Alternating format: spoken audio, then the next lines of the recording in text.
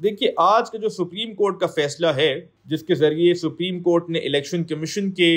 फैसले को कलअदम करार दिया, उसके दो अहम पहलू हैं। पहला पहलू ये कि इलेक्शन कमीशन की आईनी जिम्मेदारी है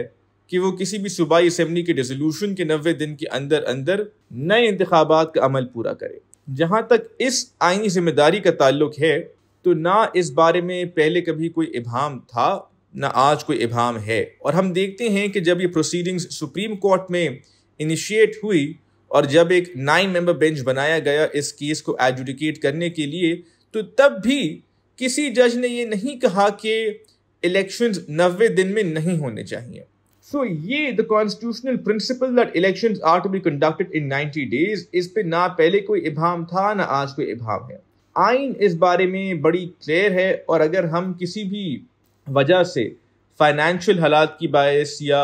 सिक्योरिटी सिचुएशन के बायस अगर इलेक्शंस को पोस्टपोन करते हैं,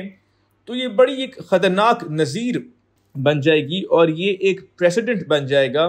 फ्यूचर के अंदर भी, मुस्तकबिल के अंदर भी इलेक्शंस को पोस्टपोन करने के लिए। लेकिन इस सब के बावजूद सुप्रीम कोर्ट के फैसले का एक दूसरा पहलू भी है, क्योंकि सुप्रीम कोर्ट एक कॉन्स्टिट्यूशनल कोर्ट है और सुप्रीम कोर्ट आइन और कानून का पाबंद है। और हम देखते हैं कि जिस तरह से इस केस में सुओ मोटो नोटिस लिया गया, जबकि एक प्रोसीडिंग्स पेंडिंग थी लाहौर हाई कोर्ट में, एक लाहौर हाई कोर्ट का फैसला आ गया था, फिर हम देखते हैं कि किस तरह से एक फुल कोर्ट की डिमांड को अप्रूव नहीं किया गया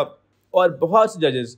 कि जिनका एक मुख्तलिफ व्यू था, उनको समैरली इस बेंच से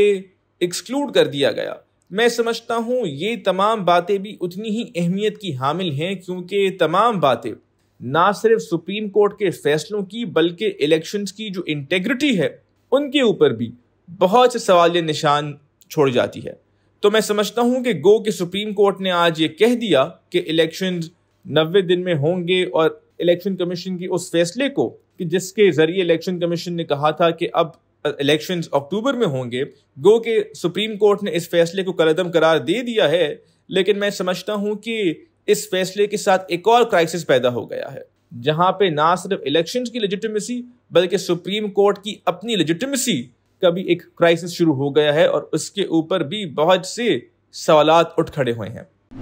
मजीद न्यूज अपडेट्स और डिजिटल स्टोरीज के लिए सब्सक्राइब करें डॉन न्यूज पाकिस्तान।